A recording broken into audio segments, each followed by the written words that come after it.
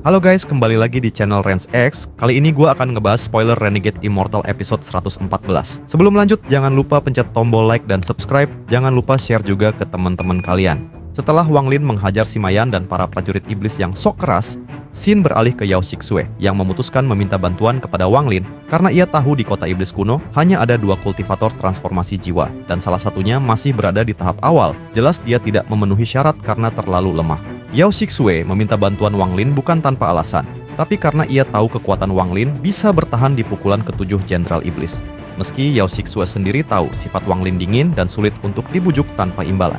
Waktu terus berlalu, Wang Lin masih terus berkultivasi di kamp tentara armor hitam. Setelah menyerap energi dari 500 tentara iblis, kristal iblis dalam tubuhnya mencapai 1000 peringkat yang membuat penyerapannya jauh lebih cepat. Seperti biasa, Wang Lin tidak peduli pada urusan militer dan lebih memilih untuk fokus menyerap energi iblis dan menembus tahap akhir transformasi jiwa. Suatu hari Yao Shixue mengirim pesan lewat indera ilahi yang isinya adalah meminta bertemu di Gunung Kuno, 1000 km dari kamp tentara saat malam hari. Namun, ketika Yao Shixue menunggu Wang Lin di puncak Gunung Kuno, Wang Lin tidak datang. Yao Shixue yang marah langsung menuju kamp Wang Lin. Formasi tidak bisa menghalanginya karena dia adalah seorang komandan. Kehadirannya menarik perhatian tentara iblis. Ia tak peduli dan langsung melesat cepat menuju kamp Wang Lin.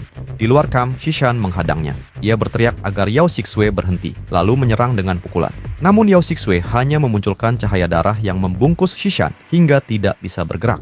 Saat hendak masuk ke kamp Wang Lin, sebuah angin sepoi muncul membuat tekniknya lenyap.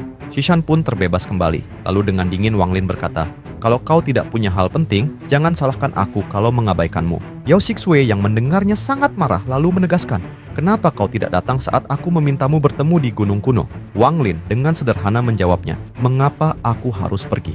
Ucapan itu membuat Yao Shixue terdiam. Setelah menenangkan diri, ia akhirnya membungkuk dan berkata bahwa ia datang kali ini untuk meminta bantuan Wang Lin. Wang Lin bertanya, "Apa itu?" Yao Shixue menutup pintu mengaktifkan cahaya pelindung, lalu menjelaskan bahwa ia butuh bantuan untuk menembus sebuah batasan. Jika Wang Lin membantunya, ia berjanji akan memberi imbalan besar. Namun, Wang Lin menolak. Ia sedang berada di tahap kritis kultivasi dan tidak percaya bisa membantu seseorang yang bahkan tak mampu menembus batasannya sendiri. Walau ditolak Wang Lin untuk kesekian kalinya, Yao Shixue tetap tidak mau menyerah. Ia menyebut bahwa untuk maju ke tahap akhir transformasi jiwa hingga tahap ascendan, jumlah giok langit yang dibutuhkan sangatlah besar. Selain itu, tinggal di tempat ini selama 500 tahun juga perlu giok langit yang sangat banyak. Menurutnya, hal terpenting bagi Wang Lin saat ini adalah memiliki banyak persediaan giok langit. Ia lalu menawarkan bantuan dan menanyakan apakah Wang Lin punya cukup giok. Mendengar itu, Wang Lin mulai tertarik dan bertanya, "Berapa banyak yang bisa kau berikan?" Yao Shixue dengan tenang menjawab, "Cukup untuk membuatmu mencapai tahap awal ascendant." Perkataan ini benar-benar menggoda Wang Lin. Saat ini ia memang sangat membutuhkan giok langit. Jika punya cukup, ia sudah bisa mencapai tahap akhir transformasi jiwa tanpa harus repot-repot mengumpulkan energi spiritual iblis. Wang Lin bahkan merencanakan begitu mencapai puncak transformasi jiwa, ia akan memimpin pasukan iblis untuk merampas giok langit dari setiap kultivator yang ditemuinya. Yao Shixue buru-buru berkata bahwa jika Wang Lin setuju, ia akan memberinya cukup giok langit untuk mencapai tahap akhir transformasi jiwa, dan sisanya akan diberikan setelah mereka berhasil. Wang Lin lalu bertanya apa pembatasan yang dimaksud Yao Shixue. Lalu Yao Shixue menjelaskan pembatasan itu berupa roda berputar dengan 18 segel. Ia sendiri hanya mampu sampai segel ke-11, tapi dengan bantuan Wang Lin, ia yakin bisa menembus semuanya. Namun menembus pembatasan ini adalah taruhan hidup dan mati. Berhasil berarti hidup, gagal berarti mati. Yao Shixue sendiri sudah gagal sebanyak 4 kali dan hidup kembali berkat pil jiwa darah, harta langka yang diperoleh ayahnya dengan mempertaruhkan nyawa. Dari 13 pil yang ada, sebagian besar sekarang berada di tangannya. Wang Lin masih curiga lalu bertanya lokasi pembatasan. Tapi Yao Shixue menolak memberitahu sebelum Wang Lin setuju.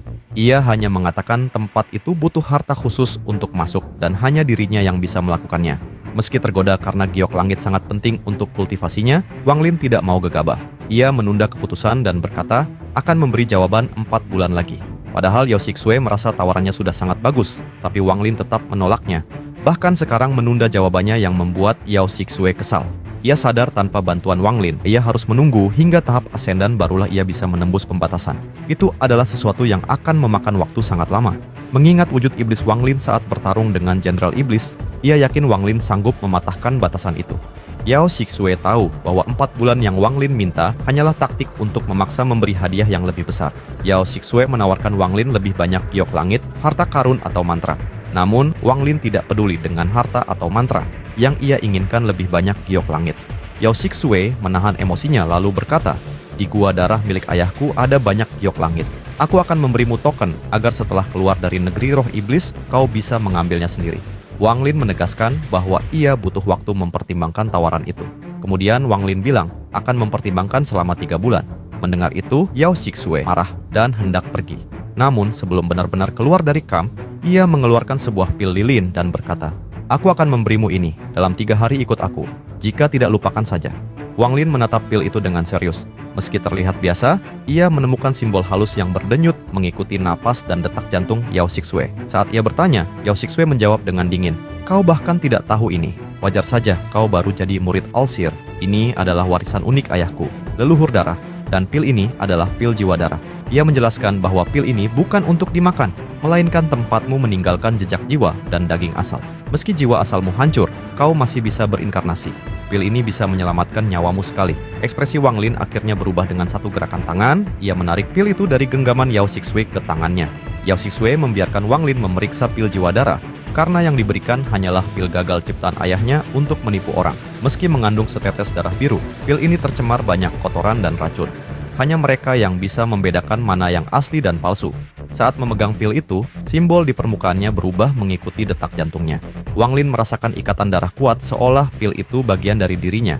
Ia lalu menatap Yao Shixue dan berkata, "Beri aku giok langit." Tanpa banyak bicara, Yao Shixue melemparkan tas berisi giok sambil menegaskan, "Ini cukup untuk membuatmu mencapai tahap akhir transformasi jiwa. Sisanya akan kuberikan setelah kita kembali. 3 hari lagi temui aku di gunung kuno di tengah malam." Wang Lin akhirnya menyetujui permintaan Yao Shixue. Setelah ia pergi, Wang Lin merenung. Yao Shixue tampak riang karena giok langit bukanlah hal penting baginya. Ayahnya leluhur darah pasti memilikinya dalam jumlah yang sangat banyak.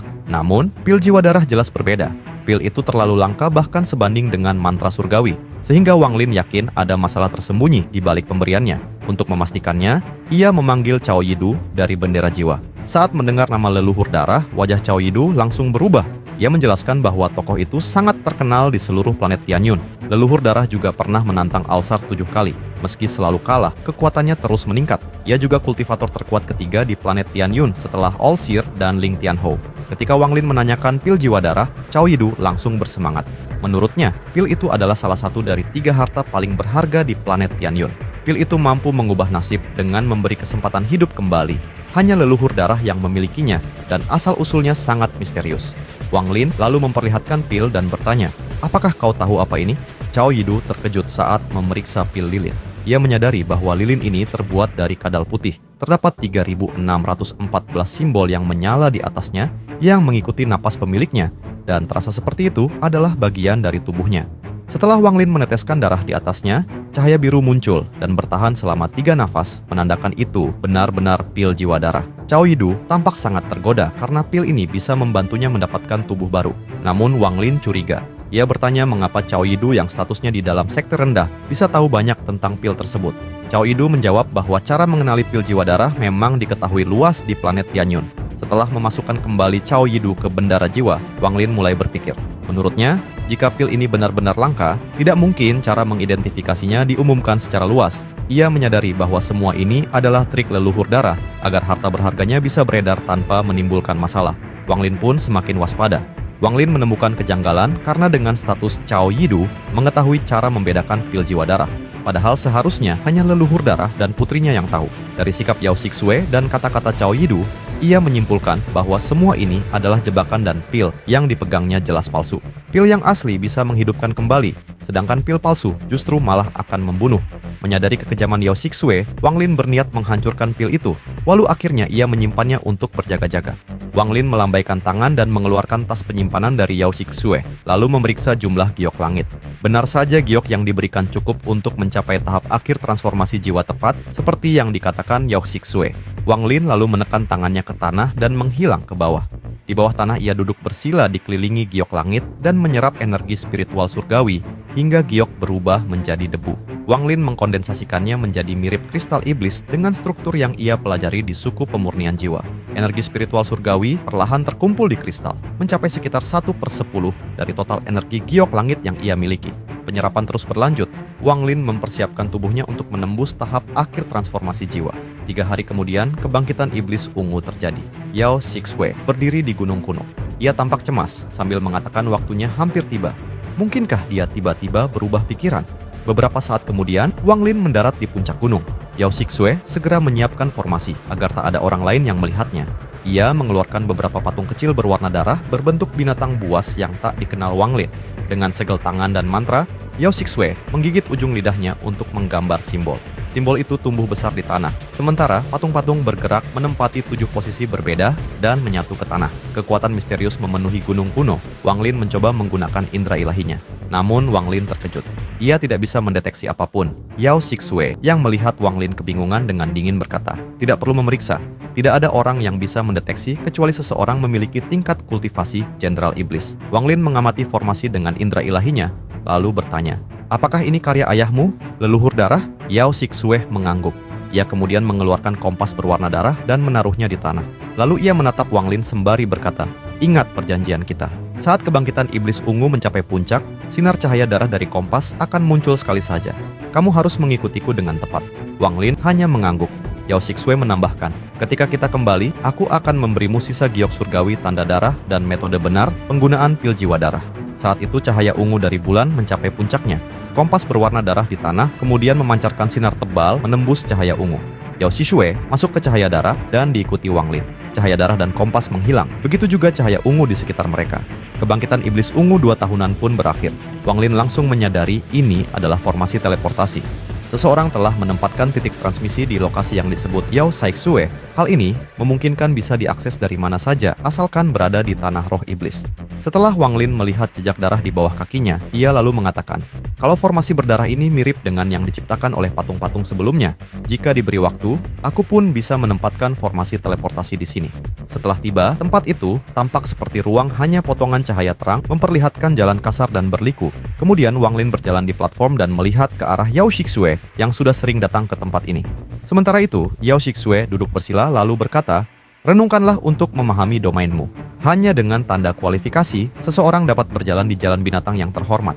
Lalu ia menutup mata untuk berkultivasi. Wang Lin menatap jalan berliku dan menyadari bahwa itu bukanlah jalan biasa, melainkan tubuh naga raksasa. Binatang yang dipuja dan tidak tercatat dalam ingatan dewa kuno.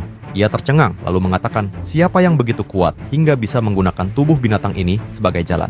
Wang Lin mencari cara mendapatkan semua informasi tentang tempat itu dari Yao Shixue. Setelah itu ia duduk dalam keadaan lotus. Kemudian sebuah pikiran baru tiba-tiba muncul di benaknya. Wang Lin merenung rumornya negeri roh iblis adalah gua seorang kaisar surgawi. Mungkinkah tempat ini juga diciptakan oleh kaisar surgawi? Ia menenangkan diri dan mulai memahami wilayah kekuasaannya. Domain hidup dan mati telah bersatu dengan tubuhnya. Di tangan kanan hidup dan di tangan kiri mati, lalu di antara keduanya mengalir sungai keabadian. Meski tenggelam dalam wilayah kekuasaannya, Wang Lin tetap sangat waspada. Ia mengerahkan indera ilahi yang melingkari tubuhnya, sehingga setiap gerakan Yao Shixue bisa langsung terdeteksi. Ia kemudian menyadari ada kekuatan misterius yang mengelilingi Yao Shixue. Cahaya kemasan muncul turun dari langit, simbol-simbol emas bersinar di mata Yao Shixue, masing-masing terdiri dari 3 pukulan. Melihat simbol itu, Wang Lin teringat pada pertemuan pertamanya dengan Tuosan. Yao Shixue tampak seperti makhluk abadi yang sangat kuat. Melampaui batas transformasi jiwa tahap akhir, gelombang kekuatan simbol emas membuat hati Wang Lin bergetar hebat, lebih kuat daripada efek All Seer. Tapi ia segera menyadari keagungan itu berasal dari simbol dan bukan dari Yao Shixue. Ia menenangkan diri dan fokus memahami wilayah kekuasaannya. Setelah waktu yang lama, kekuatan misterius muncul lagi di platform. Cahaya kemasan muncul di mata Yao Shixue. Sementara kekuatan itu melingkari Wang Lin dan membawa pikirannya ke kondisi seperti mimpi penuh halusinasi, suara samar berdengung di telinganya. Saat semua sosok dan ilusi hampir jelas, semuanya mulai menghilang. Tepat saat itu, Wang Lin mengaktifkan segel kehidupan dari seni pembantaian surgawi di dahinya, dan sebuah suara singkat terdengar di telinganya. Ia mengatakan, "Namaku adalah King Lin," lalu menghilang. Wang Lin memanfaatkan momen tepat untuk menggunakan segel kehidupan yang membuatnya bisa mendengar suara yang memberinya informasi penting. Saat semua itu menghilang, ia membuka mata dan memancarkan cahaya kemasan selama 6 napas. Lalu muncul simbol-simbol emas rumit 6 pukulan di matanya. Yao Shixue terkejut. Dia tidak menyangka Wang Lin bisa memperoleh simbol ini. Tatapan Wang Lin membuat Yao Shixue tidak nyaman, sehingga ia menoleh dan berkata dingin. Dengan simbol ini, kamu bisa berjalan di jalan naga terhormat. Ayo pergi. Mereka kemudian melangkah ke jalan naga. Simbol emas Wang Lin redup. Saat berjalan, simbol itu diproyeksikan di atas tangannya, yang membuat Wang Lin merenung dan mengatakan, apakah simbol emas ini? Jalan naga berada di atas jurang berbintang tanpa batas. Hanya dengan membayangkan jatuh ke bawah sudah cukup menakutkan. Jalan naga bergerak perlahan ke kiri dan kanan. Wang Lin dan Yao Shixue bergerak cepat mengikuti jalan yang tampaknya tak berujung. Mereka tidak beristirahat selama 3 hari. Ekspresi Yao Shixue tetap tenang. Dia sudah sangat familiar dengan tempat ini dan tahu mereka baru menempuh sekitar sepertiga dari perjalanan. Beberapa hari kemudian, sebuah platform raksasa muncul. Di tengahnya berdiri patung manusia setinggi sekitar 30 kaki. Yao Shixue berhenti kemudian menatap ke arah Wang Lin dan berkata, ini adalah segel pertama. Kita masing-masing akan menghancurkan satu lapisan. Aku yang lapisan pertama, kamu lapisan kedua. Wang Lin hanya mengangguk. Yao Shixue lalu melompat ke arah platform. Saat mendarat, cahaya keemasan dari simbol di matanya terpancar menyelimuti patung itu. Patung itu mengeluarkan gas putih membuka mata dengan tatapan kejam, dan langkahnya membuat seluruh platform bergetar. Niat membunuh menyebar ke sekitarnya. Yao Shixue mengeluarkan sepotong giok merah darah dari tasnya, lalu membuangnya ke udara. Giok itu hancur dan berubah menjadi cahaya darah yang menutupi patung dan mengurungnya dalam segel yang kuat. Yao Shixue lalu melangkah ke sisi platform lain dan menuju ke jalan naga terhormat berikutnya. Wang Lin mengamati patung itu meski tak memiliki kecerdasan, kekuatannya setara dengan kultivator transformasi jiwa tahap awal. Namun, segel giok darah dari Yao Shixue bisa dengan mudah menundukkannya. Wang Lin terkesan dengan kekuatan giok darah ini. Dia melompat ke platform berikutnya dan melangkah di jalan naga. Saat melewati patung yang tersegel, tatapan Wang Lin menembus cahaya darah dan ia melihat simbol berkedip di patung. Hanya ada satu pukulan, tapi jelas terlihat. Wang Lin melihat simbol di patung yang mirip dengan simbol di mata Yao Shixue dan simbol emas miliknya. Ia menampakkan simbol 6 goresan di telapak tangannya. Wang Lin menyadari bahwa itu adalah fondasi dari kekuatan mereka. Namun, saat Wang Lin mencoba menggambarnya dengan energi spiritual, tidak ada reaksi yang muncul. Setelah selesai menghafalnya, ia berhenti memikirkannya dan menatap ke arah Yao Shixue. Wang Lin sadar bahwa berkat pil jiwa darah sulit baginya untuk dibunuh.